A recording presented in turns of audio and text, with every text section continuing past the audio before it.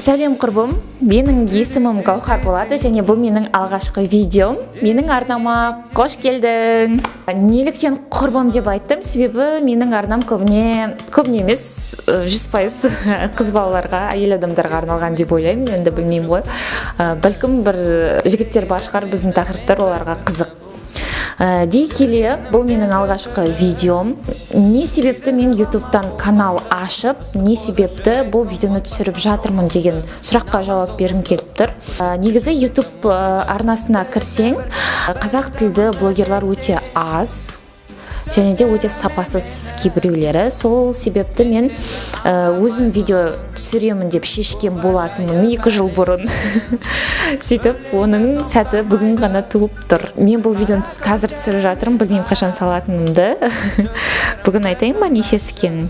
Бүгін 12 ақпан. Өзімді таныстырып өтейін. Есімім Гаухар болады. Атыраудың тумасымын, 94 жылғымын. Жасым 24-те. Алматы қаласында тұрамын. Болды.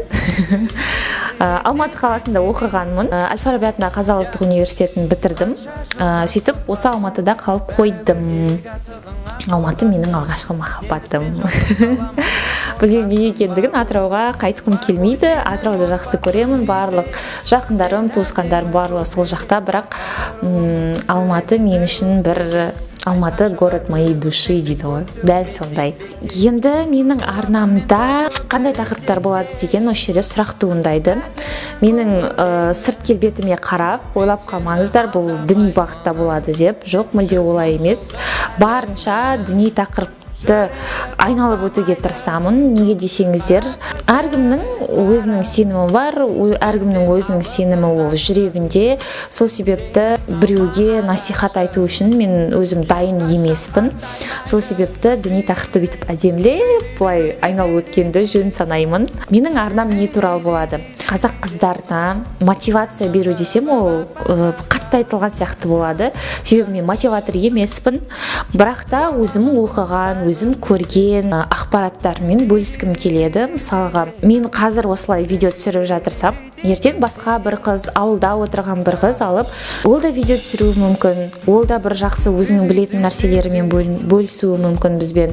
Білмеймін, басқа салада аспаздықпен айналысып жүрген, немесе ұстаздықпен айналысып жүрген адамдар, осы жастар, мысалға маған өте қызық болушы еді.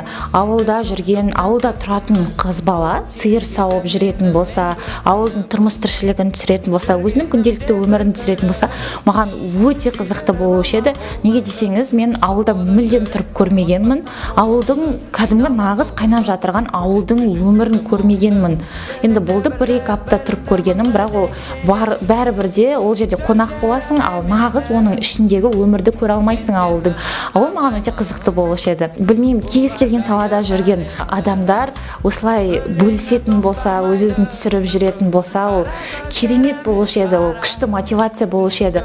Мысалға, Инстаграмда, Фейсбукта блогер болып жүрген Өркен Кенжебек ағамыз, Айна Досқызы, маған өте қатты ұнайды ол кісілердің жазғандары, айтқан дүниелері. Ал сол адамдар егерде YouTube'да осылай канал жүргізетін болса, мен қуана қарайтын едім. Себебі мен ол адамдардан көп ақпарат, көп білім алуға болатындығын мен білемін. Сол себепті оларды қарайтын едім.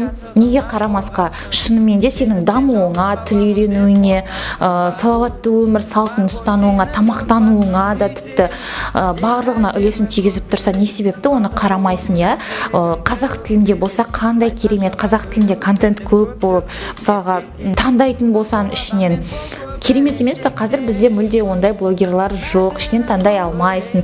Инстаграмда ғана бар, ал енді сол Инстаграмдағы блогерлар, қазақ тілді блогерлар YouTube'ға көшетін болса, тіпті керемет болушы еді деп ойлаймын. Сол бағытта жұмыс жасаса, ең керемет нәрсе ол тілді дамыту, қазақ тілінің мәртебесін көтеріп қою. Қаланың баласы, ауылдың баласы отырып, қазақ тілінде YouTube қарап отырса қандай керемет мысалға. Сол айтқым келгені, менің блогымда менің YouTube каналымда ақпараттар білім алуға қатысты болады, кітап оқуға қатысты болады. Әзірге жан-жақты түсіре беремін, бәлкім уақыт өте келе мен өзім бір бағытта тоқталамын. Шынымен мен осы нәрсені жақсы жеткізе аламын, осы нәрсемен айналысқым келеді деп тоқтамға келген кезде, бәлкім сол бір бағытта болып кетеді каналым. Әзірге өзіме ұнайтын, өзім түсінетін, өзім білетін нәрселермен бөлісемін сіздермен. Міндетті түрде комментарийға жазыңыздар, лайк басыңыздар, қай қаладан боласыздар, жастарыңыз нешеде, және де менің каналымды қайдан тауып алдыңыз, қалай келдіңіз, соны да жазып өтіңіз. Сын пікірлеріңіз болса, оған да өте қатты қуанамын, оны да жазыңыз. Сын айтылмай мін түзелмейді дейді ғой, расымен де сынға өте жақсы қараймын. Қуып кетпейсіңдер ғой енді, қайдағы жоқты жазып.